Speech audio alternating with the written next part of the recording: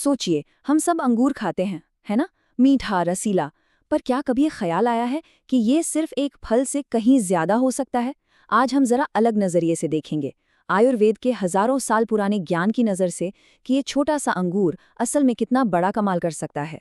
तो सवाल यही है ना, कि भाई एक पुराना ग्रंथ एक मामूली से अंगूर के बारे में हमें क्या सिखा सकता है। असल में ये सवाल हमें एक ऐसी दुनिया में ले जाता है जहाँ खाने का मतलब सिर्फ पेट भरना नहीं था, बल्कि शरीर को ठीक करना, उसे बैलेंस में लाना था। तो चलिए देखते हैं कि ये ग्रंथ क्या राज खोलते हैं। और देखिए, जवाब यही इन पुराने पन्नों में ही छिपा है। आयुर्वेद की सबसे बड़ी सीख यही है कि हम जो भी खाते हैं वो या तो दवा है या जहर। मतलब या तो वो हमारे शरीर में संतुलन लाएगा या उसे बिगाड़ देगा। ये सोचने का एक बहुत ही पावरफुल, एक बिल्कुल ही अलग तरीका है, नहीं? तो इस पूरी बात को ठीक से समझने के लिए हमें पहले आयुर्वेद के कुछ बेसिक आइडियाज को समझना होगा। तो चलिए शुरू करते हैं हमारे पहले सेक्शन से, जीवन का विज्ञान। आयुर्वेद, देखिए ये शब्द अपने आप में ही सब कुछ बता देता है। आयुष मतलब लाइफ यानी जीवन, और वेद मतलब नॉलेज यानी विज्ञान। तो ये क्या हुआ? जीवन का विज्ञान।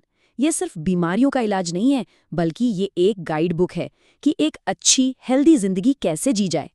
और यही बात आयुर्वेद को सबसे अलग बनाती है। देखिए, इसका फोकस सिर्फ सिम्टम्स को, मतलब लक्षणों को दबाना नहीं है। नहीं, ये तो बीमारी की जड़ तक जाता है। और वो जड़ अक्सर क्या होती है? हमारे शरीर, मन और आत्मा के बीच का बिगड़ा हुआ बैलेंस। और ये जो बैलेंस है ना, ये टिका है 3 बेसिक एनर्जीज पर।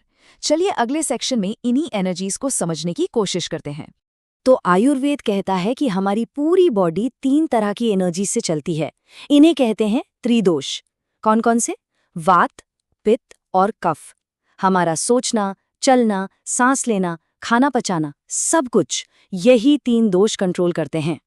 अच्छा, चलिए थोड़ा और सिंपल करते हैं। देखिए, वात जो है वो हवा की तरह है, शरीर में हर तरह की मूवमेंट को कंट्रोल करता है, जैसे सांस लेना या ब्लड सर्कुलेशन। पित्त हमारी पाचन की आग है, जो खाने को एनर्जी में बदलती है। और कफ क्या है? वो हमारे शरीर का स्ट्रक्चर है, जो उसे नमी और मजबूती देता है। तो फिर सबसे जरूरी चीज क्या हुई? बैलेंस, है ना? जब तक ये तीनों, वात, पित्त और कफ, एक हार्मनी में काम करते हैं, हम एकदम फिट और एनर्जेटिक रहते हैं।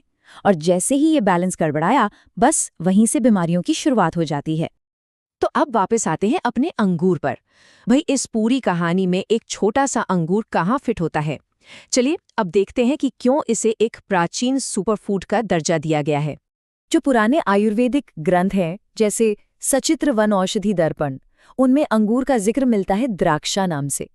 और ध्यान देने वाली बात यह है कि वहां इसे सिर्फ एक फल नहीं बताया गया, बल्कि एक बहुत ही पावरफुल दवा माना गया है। देखिए, धन्वंतरीय निघंटु का ये श्लोक इसकी पूरी खासियत बता देता है। क्या कह रहा है? कि यह मीठा है, स्निग्ध है, मतलब शरीर को अंदर से मॉइस्चराइज करता है, और सबसे जरूरी, इसकी तासीर शीतल है, यानी ठंडी। और इन्हीं 3 गुणों की वजह से ये शरीर की बढ़ी हुई गर्मी, जैसे बुखार या जलन, को शांत करता है। इतना ही नहीं, ये रक्तपित्त, मतलब ब्लीडिंग से जुड़ी प्रॉब्लम्स और अस्थमा में भी आराम पहुंचाता है। तो ये काम कैसे करता है? चलिए इसे थोड़ा और डिटेल में समझते हैं।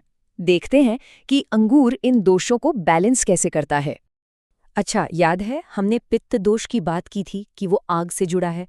तो जब शरीर में पित्त बढ़ जाता है तो गर्मी भी बढ़ जाती है, जैसे जलन होना, एसिडिटी, गुस्सा आना। अब यहीं पर अंगूर अपना जादू दिखाता है। उसकी जो ठंडी और मीठी तासीर है ना, वो पित्त की इस बढ़ी हुई गर्मी को सीधे सीधे शांत कर देती है। और अब बात करते हैं वात दोष की, जो हवा की तरह सूखा और हल्का होता है।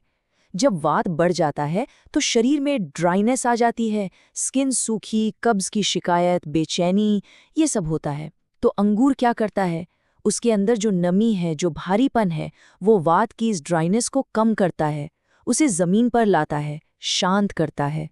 तो आप समझ रहे हैं, इन्हीं कमाल के गुणों की वजह से आयुर्वेद में अंगूर और किशमिश का इस्तेमाल बहुत सारी चीजों के लिए होता है।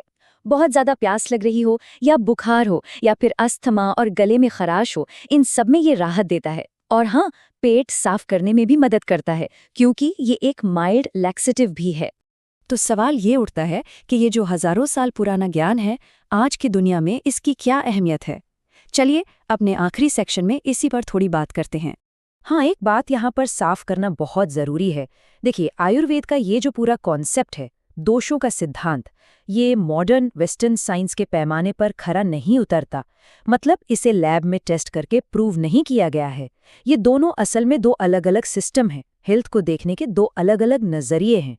तो अगली बार जब आप अंगूर खाएं तो 1 सेकंड के लिए रुकिएगा और सोचिएगा कि ये सिर्फ एक मीठा फल है या फिर ये हजारों साल पुराने उस ज्ञान का एक हिस्सा है जो हमें याद दिलाता है कि हमारा खाना ही हमारी सबसे पहली दवा है। ये सवाल अपने आप में एक पूरा जवाब है। हमारे साथ जुड़ने के लिए शुक्रिया।